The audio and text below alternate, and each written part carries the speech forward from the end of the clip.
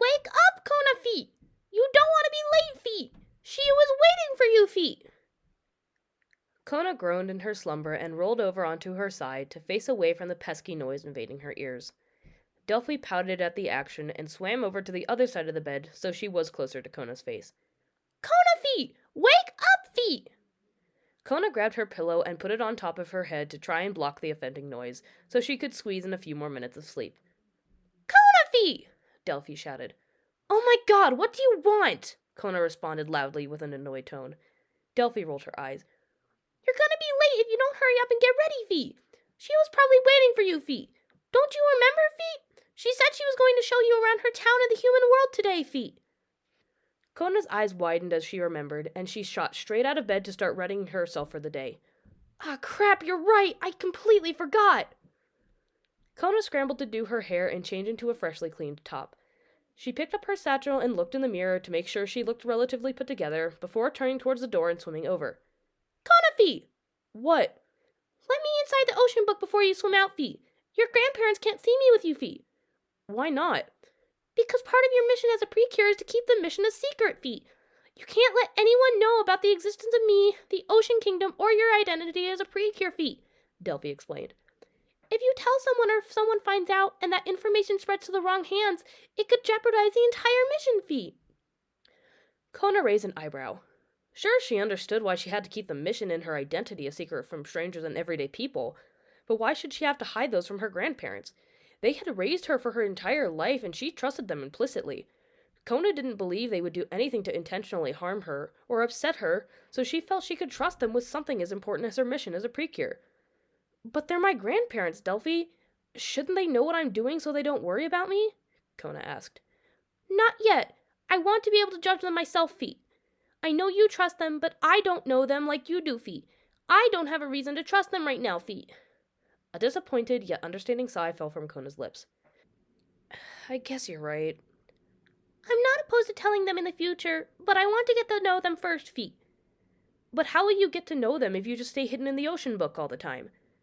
I will just quietly observe them for now, feet. Please just be patient, feet.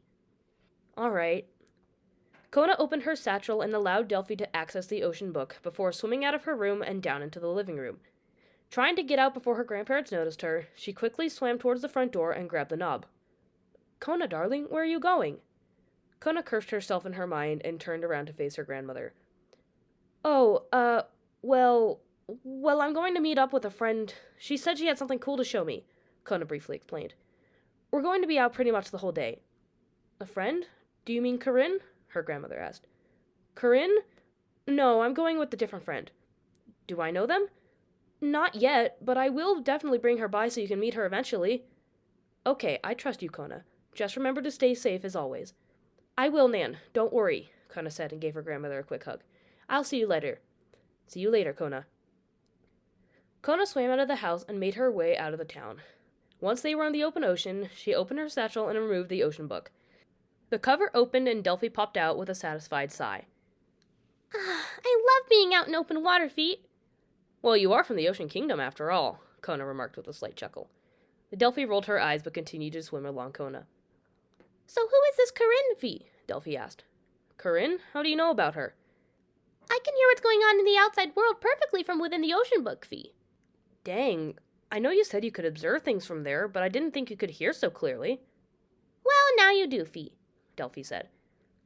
So about this Corinne, feet. Oh, well, she's just one of my friends from the city, Kona explained. We first met when we were quite young and early on in school. I don't know exactly how we got to know each other, but we just seemed to grow closer and closer as the years went on, until we were basically best friends. So you would hang out with her a lot, feet? Yeah, Kona confirmed. Although now that I think about it, I haven't seen her in quite a while, even before I became a precure and started venturing up on land. Really, feet? What happened, feet? To be honest, I have no clue. She is the princess of Coral Reef City, though, so she's probably just been busy with whatever royal duties she's got to deal with. The princess, feet?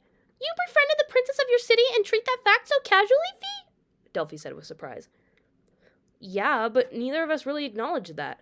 We were friends based on our love for each other's personalities. Neither of us cared that she happened to have a higher social status than me. Corinne is a good friend through and through, and I don't care if she's a princess or not. You know, that's exactly how I felt about the Prince of the Ocean Kingdom feat.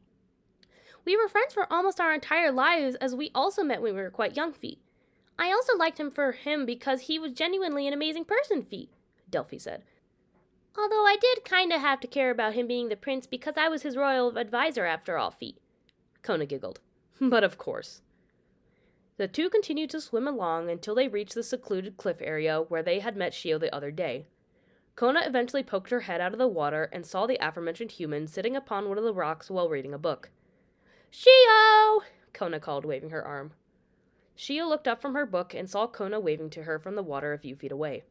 She smiled and marked her place before putting the book down and walking to the water's edge. Hey Kona, how was your swim? Shio asked. It was long, but it wasn't too bad. There's always a lot to see. That's good to hear. Now hop out of the water. I've got a change of clothes for you. Kona nodded and pulled herself onto the beach, with some help from Shio. She then reached into her satchel and pulled out her heart shell so she could turn into her human form. Human form! Kona touched the gem on her heart shell and her body was quickly enveloped in a bright pink light. Once it had disappeared, her tail was gone and she was left with a pair of legs. This wasn't the first time Kona had come up to the surface to hang out with Shio in the last several days, so she had learned by now that the heart shell granted her magic in and out of her Precure form. In that form, she could switch between having legs or a tail, but the same also applied when she wasn't transformed. Kona was ecstatic when she learned of this fact, because it meant she could in fact explore the human world and regular humans would be none the wiser to her true identity as a mermaid. Kona knew she'd have to take her exploration slowly, because she had a mission to focus on. Her utmost important responsibility was to assist Delphi in finding the remaining Precures. Any personal investments could wait. That, and Kona knew if she went too crazy with exploring the human world, she'd probably still come off as extremely weird and unusual, and might accidentally give herself away. She knew she had to try and blend in for now. Now that she had her legs, Kona stood up and stretched out her arms. It feels so nice to be up on land again.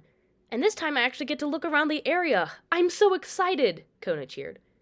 I hope the town lives up to your expectations, Shio replied. There are definitely parts of the human world you would probably never want to see. Oh, come on, Shio. I trust that your town is great because you wouldn't have invited me up here to look around in the first place if the area was terrible, right? You do have a point there, Shio admitted. But we should probably get going. Shio reached into the bag she had brought with her and pulled out 2 neatly folded pieces of fabric. Kona raised an eyebrow, but took them when Shio handed them to her. What are these? She asked. These are some spare clothes I thought I'd bring you so you've got something comfortable to wear while we walk around. Really? Thank you so much, Shio. You're welcome, Kona. Now go ahead and get changed so we can get going. Locke muttered out various expletives under her breath as she entered the main room of the Siren's lair. She had failed yet again, and she was angry at herself, angry at her incompetence. It didn't help that she had just so happened to run into the 2 random girls who had managed to become Precure. Maybe it was just her having a bout of bad luck. Shit, I need to find a way to fix this, she muttered. Oh, look who it is! The failure of the group. Haven't seen you around in a while. Locke snapped her head around and saw 2 of the other Sirens in their group sitting in the room. One of them was sitting off to the side, looking mostly disinterested, while the other one was leaning against the wall, with her arms crossed and a smirk on her face. What did you call me? I'm just stating the obvious, Locke. There's no need to get so upset, the Siren taunted. You shut your mouth, Ooze. You try going out to capture that fairy in the medallion while running into those stupid kids who managed to get the ancient power of the Precures. I'd like to see you fucking try. Ooh, quite the angry one, aren't we? You 2 afraid that one of us is going to be better than you and get more attention from the king? You son of a both of you stop. Locke pulled back her arm, ready to punch Ooze square in the face, but stopped in response to Scarp's booming voice filling the room. She and Ooze immediately put their right arms over their chests and bowed. Scarp-sama, they said. You 2 need to stop this meaningless fighting. You should be focusing that energy towards our mission, not on each other. My apologies, Scarp-sama, Locke muttered nervously. What is your report for today? Scarp asked. It was unfortunately unsuccessful. Another girl unexpectedly became a Precure, and they were able to overpower me together. I wasn't prepared to fight 2 of them at once. Another Precure. This could become troublesome.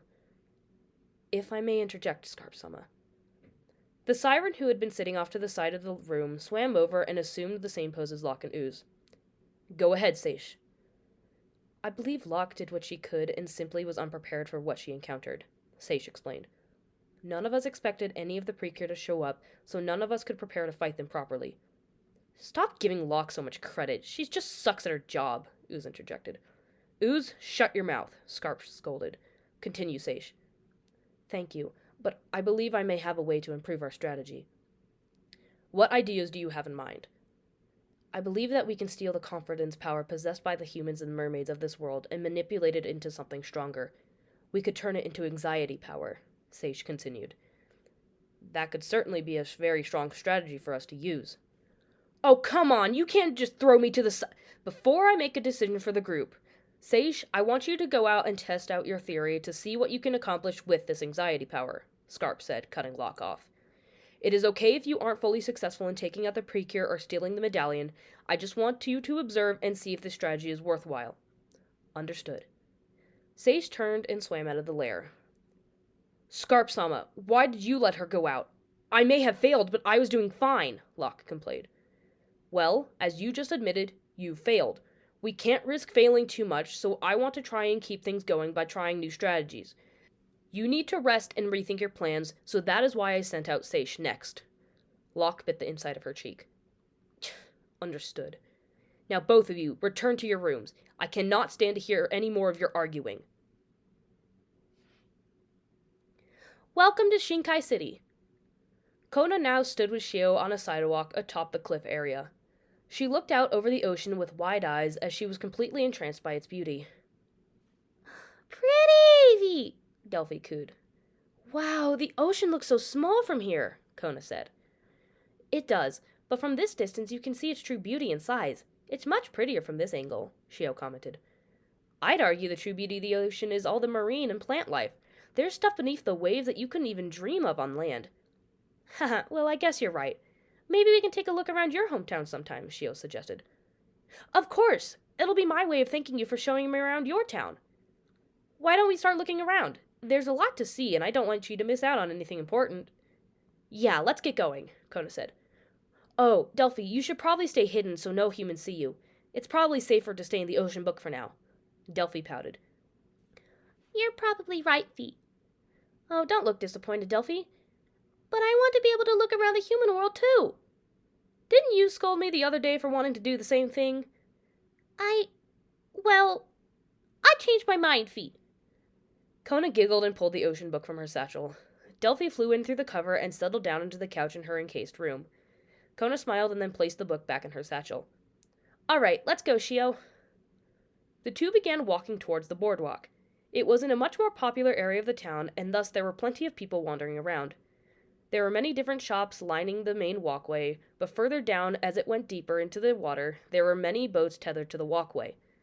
Towards the beginning of the walkway, there was a short staircase on the left side that led off to the beach where many people could be seen swimming, sunbathing, or simply playing in the sand. There's a lot of people here, Kona noted as her nerves began to increase. Yeah, this isn't uncommon. This boardwalk brings in a lot of business, so there's usually a lot going on, Shio briefly explained. Is it always this busy? Well, no.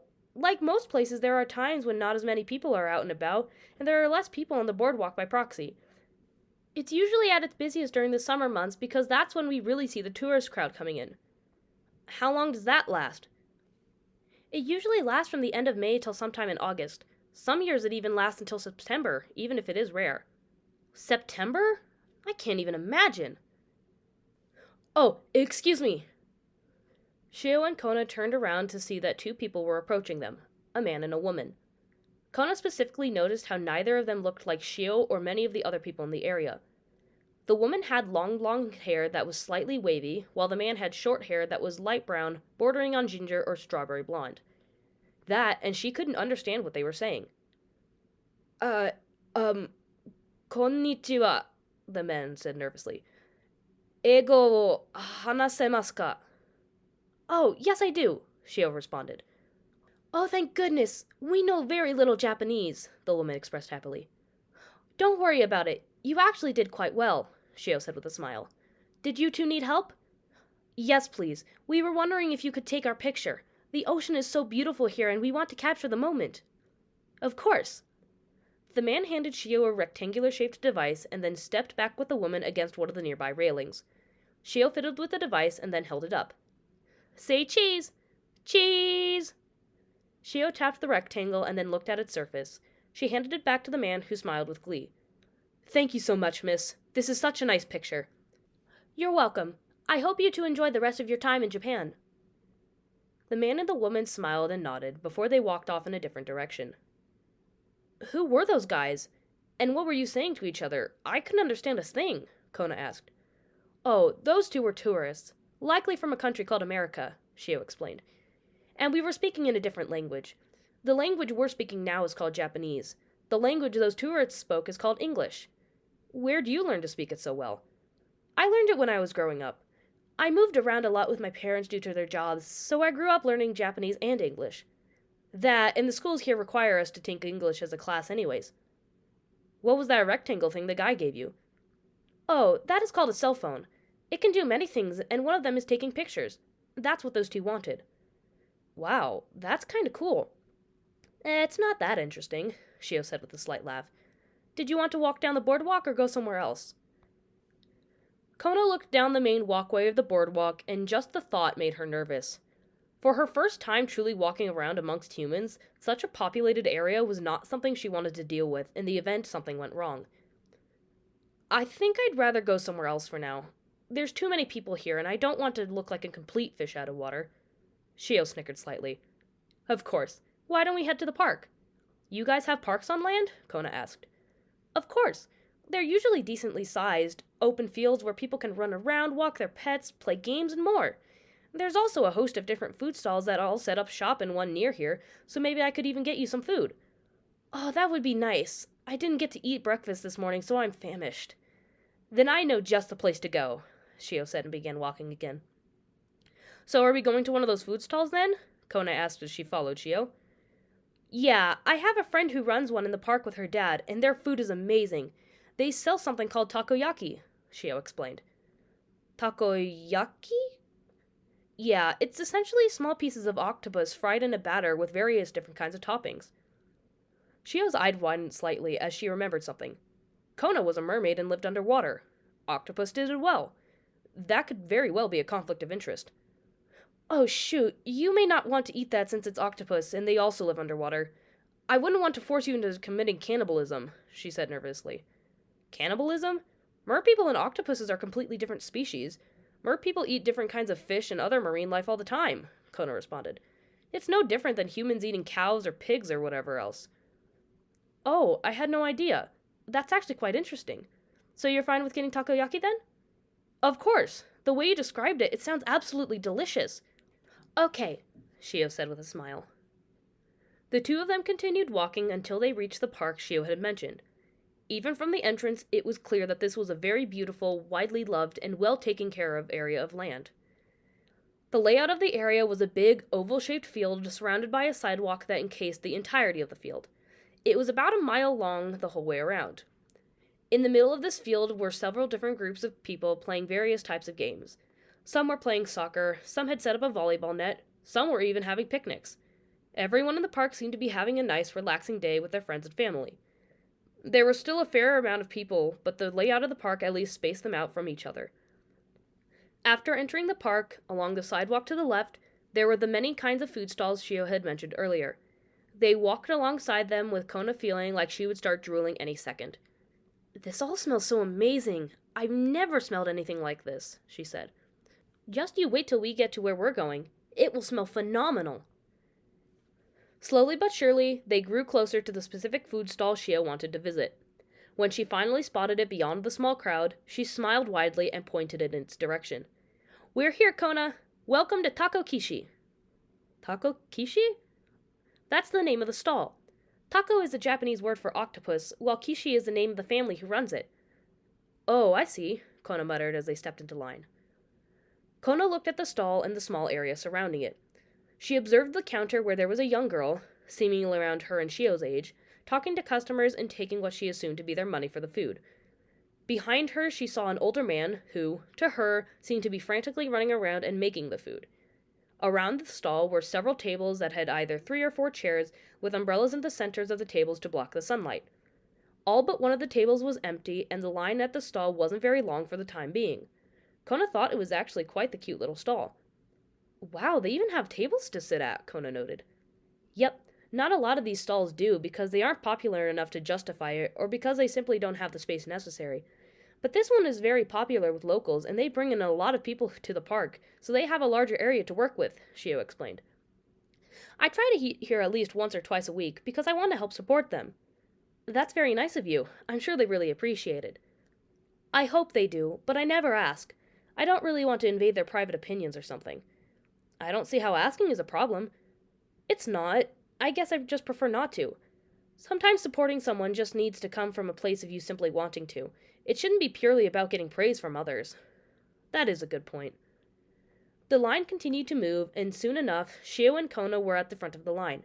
The girl behind the counter dashed to the register to put away the money from the previous customers, and then just as quickly returned to the counter, her eyes widening and beaming with glee when she realized who was there. Shio! She cheered. Hello, Hikaru. What are you doing here? You don't usually come on Tuesdays. Well, I was showing my new friend around the town, and we decided to come by your stall for a snack. I thought it would be a good introduction to the food here. New friend? Hikaru gave Shio a quizzical look and then turned her attention to Kona. Kona felt her body tense up as the girl looked her up and down as if she was studying her.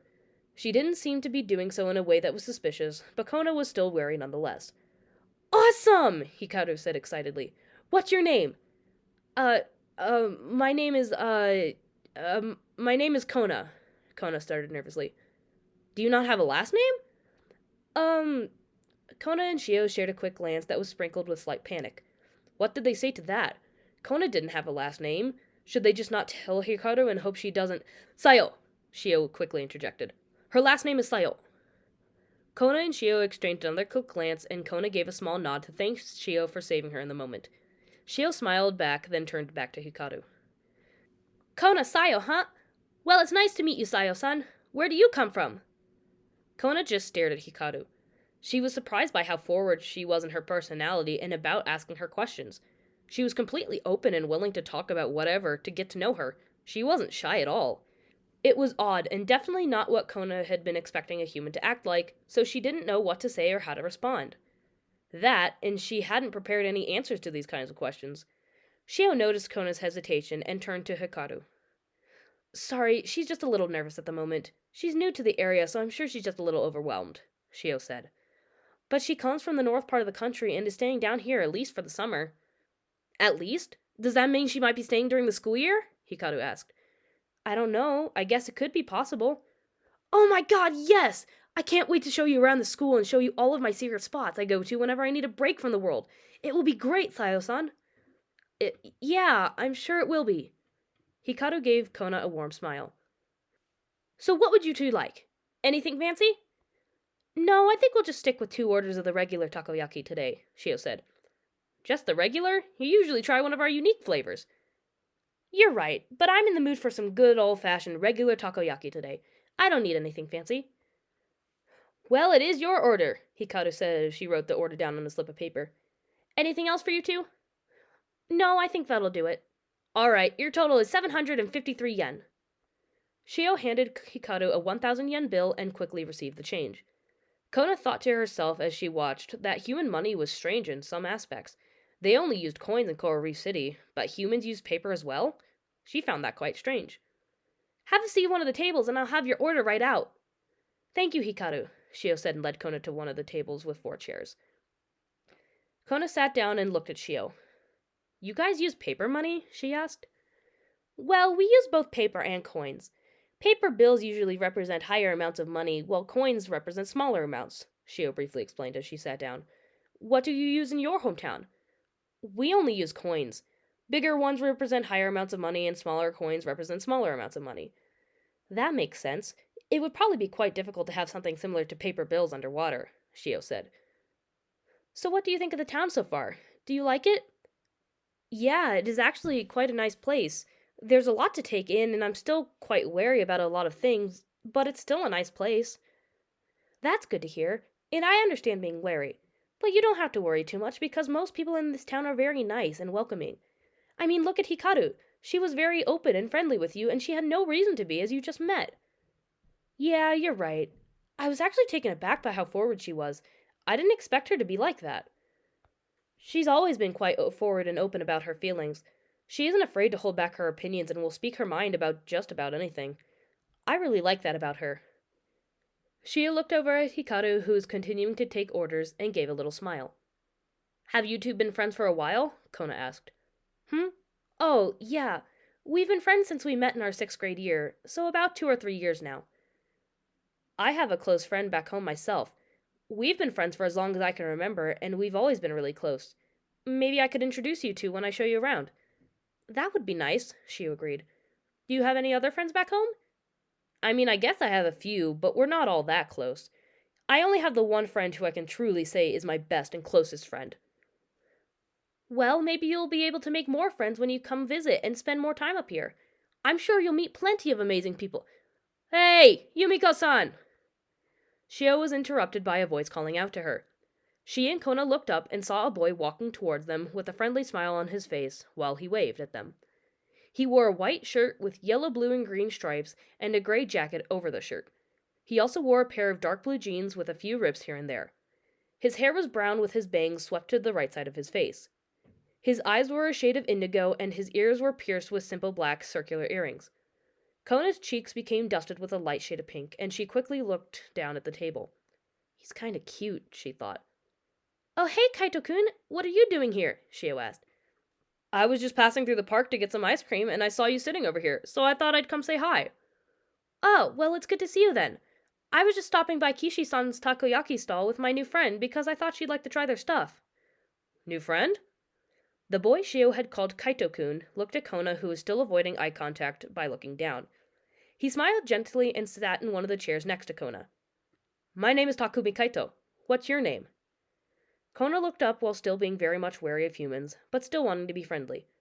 Uh, I'm Kona Sayo, she said quietly. Kona Sayo, huh? That's a really nice name, Takumi said. It's nice to meet you, Sayo-san. It's nice to meet you too. Oh, sorry, am I making you nervous? Takumi asked as he noticed Kona's stuttering and red face. What? No, you're not doing anything wrong. It's okay, I just... Kona looked at Shio with an expression that signaled, please help me out.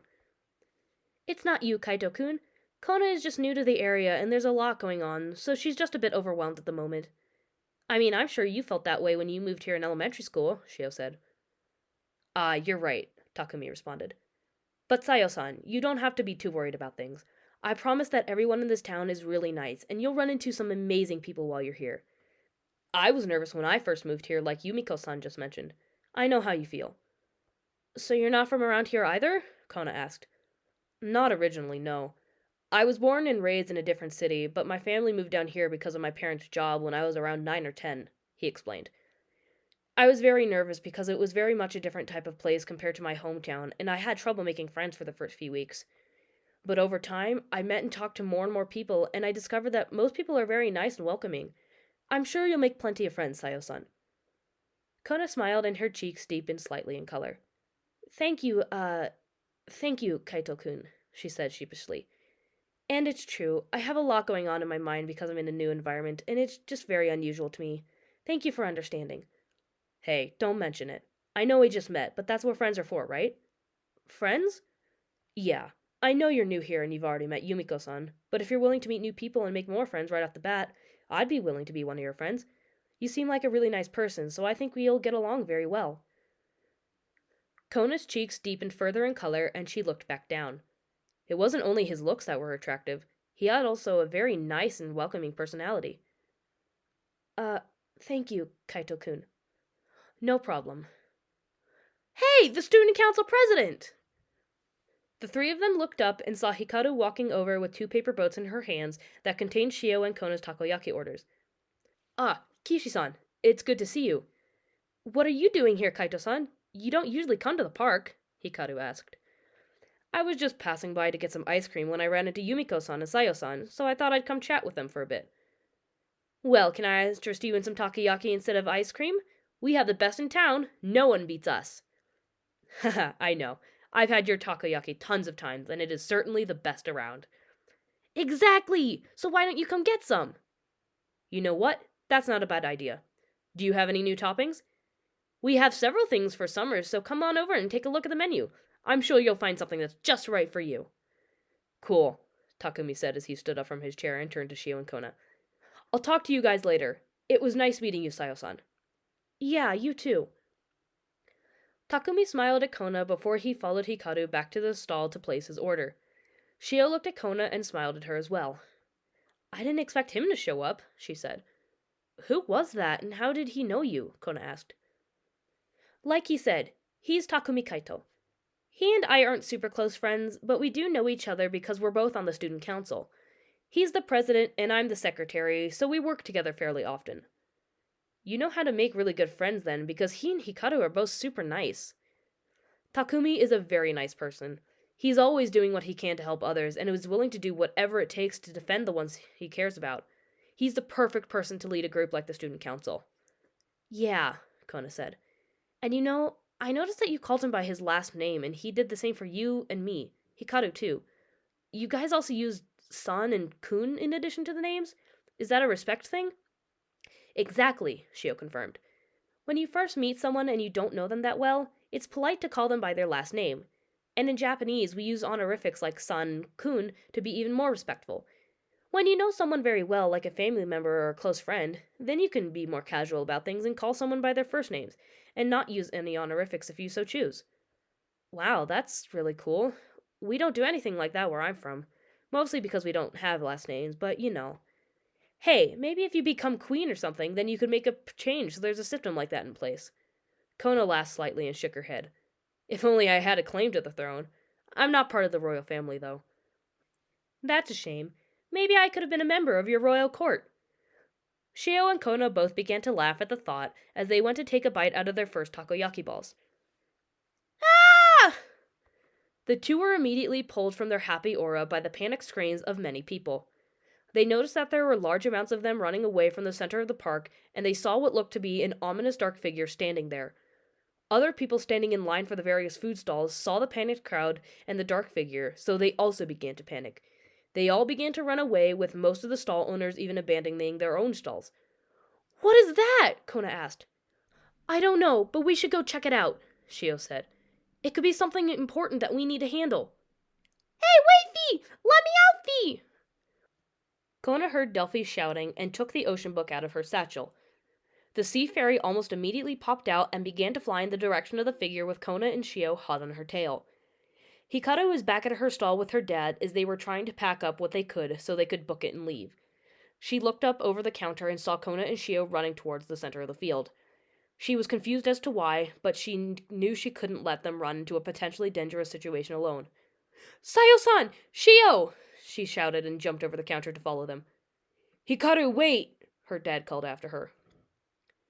Kona, Shio, and Delphi reached the center of the field where the dark figure was standing and noticed that she looked somewhat familiar. It was a corrupted siren. However, this one was different. The siren had a form just like that of Locke's from the last time they had encountered her, that being that she had a pair of legs rather than a tail.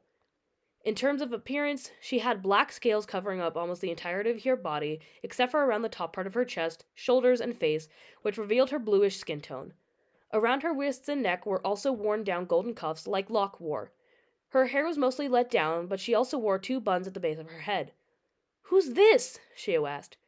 It's another one of the corrupted sirens for sure, Kona responded. You're right, Fee. That looks like it might be Seish Fee, Delphi noted. Seish noticed Kona and Shio and sent them a sly smirk. Oh, looky you. You're the only humans to have not run away screaming, crying just for my mere presence, she said in a somewhat taunting, yet eerily calm tone. After she finished her taunt, Seish noticed Delphi floating between Kona and Shio. Her face turned into a less enthused expression as she then understood who she was dealing with. I see you have the sea fairy with you. That means you must be those Precure that interfered with Locke in our plans before. We'll interfere with your plans all we want if it means protecting the Earth and the Ocean Kingdom, Fee, Delphi shouted. You can't do anything for that silly little kingdom now. But you know what you can do to protect this stupid planet if you're so invested? Hand over the prince's medallion, now, Seish demanded and held out her hand. Fat chance you watched a piece of sushi, Fee, Delphi retorted. How annoying, Seish muttered and looked around. She noticed that there seemed to be a few stragglers still trying to run away from the park who had been further in. She noticed one woman in particular and grinned evilly at her. Perfect. Sage jumped up into the air and quickly flew over to the woman. She landed in front of her and sneered. "Ah, what do you want from me?" the woman screamed. "Such a fine specimen you are. Why don't we try out this new experiment on you?" Sage said. "Spirit of the Dark King! Poison this human's heart and make them drown in anxiety!" Sage slammed her hand on the woman's chest, which caused her to panic, scream, and then almost immediately begin to collapse. Sage pulled her hand away and seemed to draw out some sort of dark energy that took the form of an orb. She then looked around the park to see what was there and spotted Hikaru's takoyaki stall. This will do. Sage held her hand in the direction of the stall. "With this anxiety power, I order you to come out. Kirai Mizu!" The dark orb of energy detached from Sage's hand and quickly headed for the takoyaki stall. Hikaru stopped in her tracks when she saw Sage do this, and panicked when she saw the orb heading for the stall, because her dad was still back there trying to gather things. She began sprinting back in its direction as fast as she could. "Dad!" she shouted. Hikaru got close enough so she could jump over the counter, wrap her arms around her dad, and pull him out of the way. They rolled on the ground for a few feet and began to cough and grunt when they came to a stop. "Dad, are you okay?" Hikaru asked between breaths. "I'm fine. But wait, the stall." They both turned to look at the stall just as the orb of dark energy hit it and engulfed it completely. Their eyes went wide. "Our stall!" Hikaru's dad called out in despair. Kona and Shio watched this happen from where they stood, and their eyes also went wide from shock and fear. "Hikaru's takoyaki stall," Shio muttered. Due to the dark energy, the stall began to contort and transform into a large monster. It let out a deep growl. "Kirai Mizu!" A deep guttural noise escaped the monster's mouth at an insanely loud volume. Both Kona and Shio had to cover their ears as it was just that loud. Kona's face twisted into a glare, and she then turned to Sage. "How dare you mess with that stall!" she shouted. "I don't believe I have a reason to care about something so meaningless," Sage retorted. "Kirai Mizu, get them!" The Kirai Mizu let out another guttural screech, although not nearly as loud, as it lunged towards Kona and Shio. The two jumped out of the way and exchanged glances. They nodded at each other and pulled out their heart shells. "Let's dive in! Precure Marine Splash!" The compacts opened and they inserted their sea charms. They then took their fingers and spun around the pearl inside, starting the transformation with a torrent of water. Hikaru looked in the direction where the Kirai Mizu had lunged and saw it was about to strike Kona and Shio. Her eyes widened and she was about to call out to them, but that was when she saw them transform into completely different forms and her eyes went even wider. "Shio," she muttered. "The shining orb of the sea! Cure pearl! The shining current of the sea! Cure tide!" Pearl and Tide both activated their shields, which prevented the Kirai Mizu from hitting them.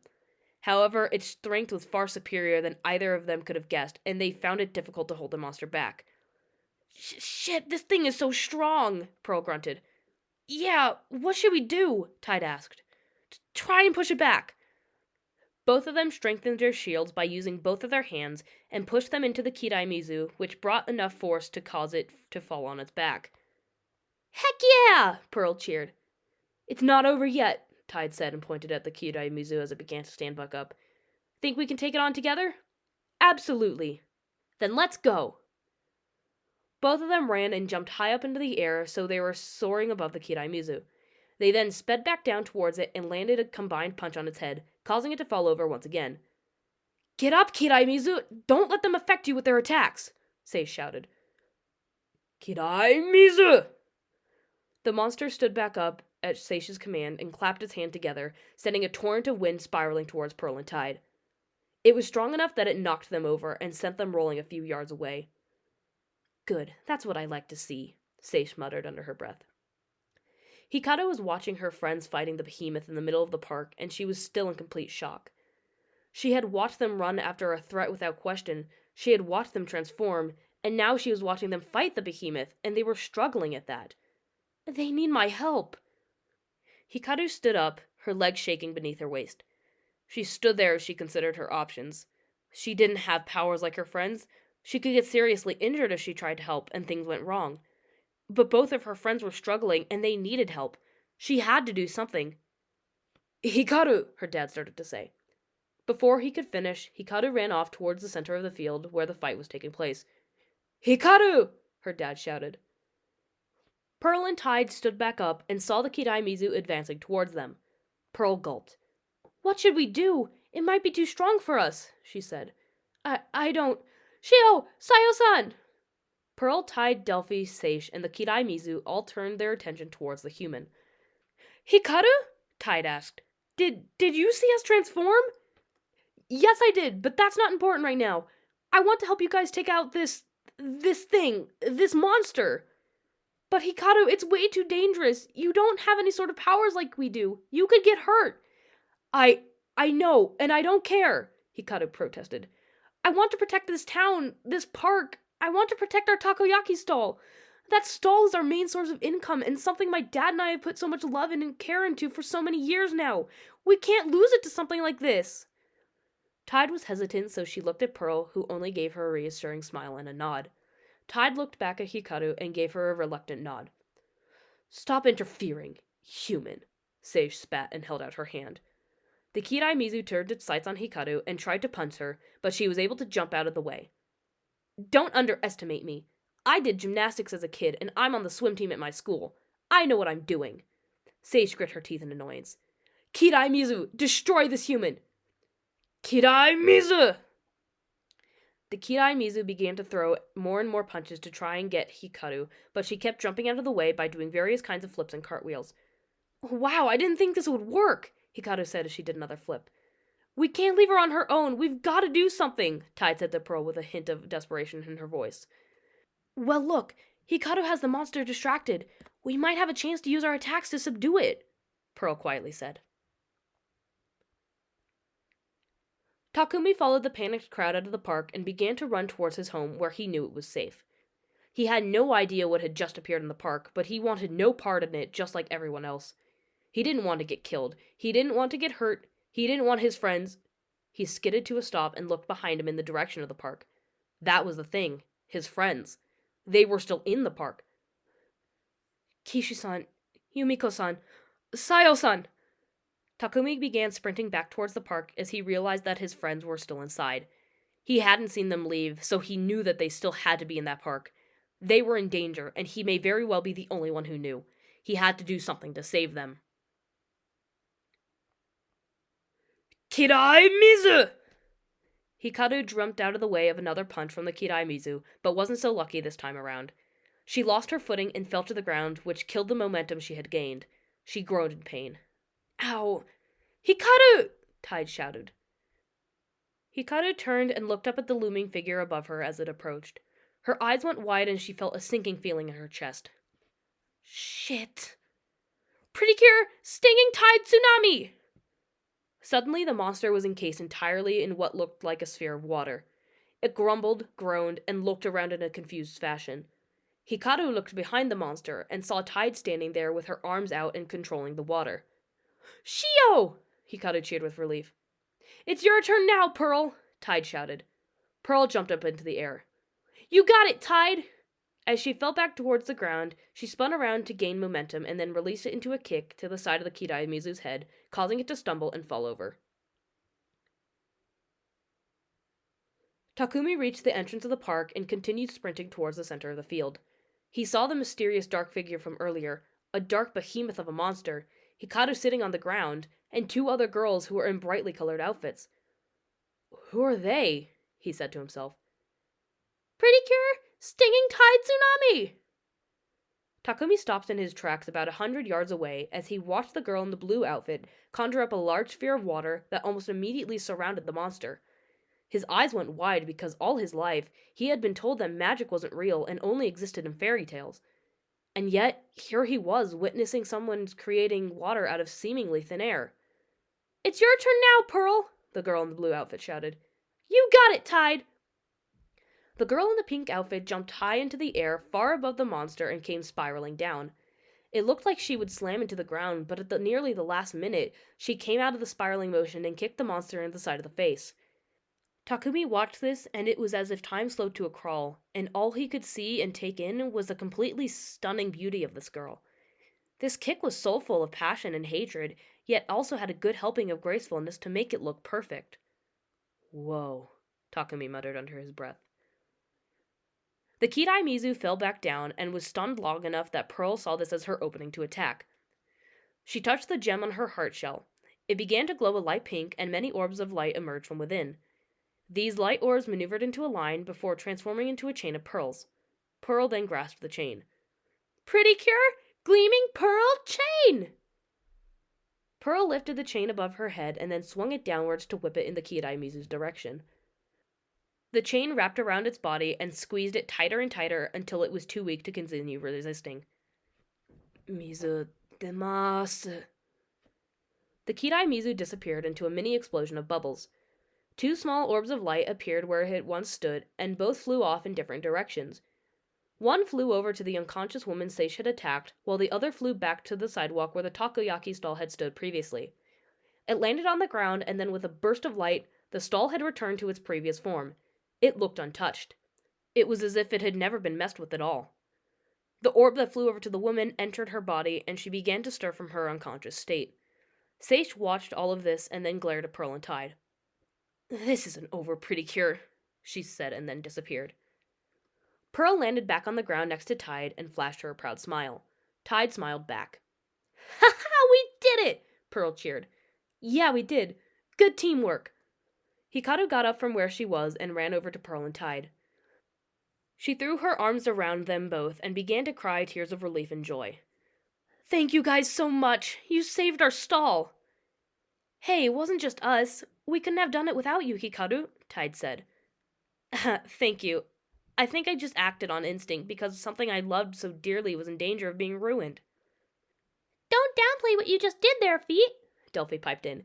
It takes a great deal of bravery and courage to stand up to something like that, Fee. You should be proud of yourself, Fee. Ah, thank you, Hikaru hesitated. Delphi, Fee, Delphi responded. Thank you, Delphi.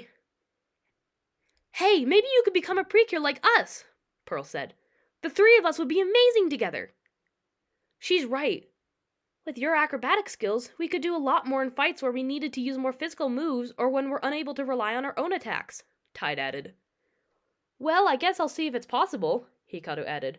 It would be awesome to have superpowers. They all laughed happily as they let all of their feelings of relief spill out. Takumi watched them from afar and felt his lips curl into a smile. I wonder who those two are. He turned around and began heading back towards the entrance of the park as the situation had been dealt with, and he didn't need to worry about his friends anymore. Delphi looked up while the girls continued to laugh, and she caught a glimpse of Takumi leaving. As soon as she laid eyes on him, a certain feeling settled deep in her gut. Something about that boy was off. Something about him was different. She narrowed her eyes suspiciously. I need to keep an eye on him, she thought.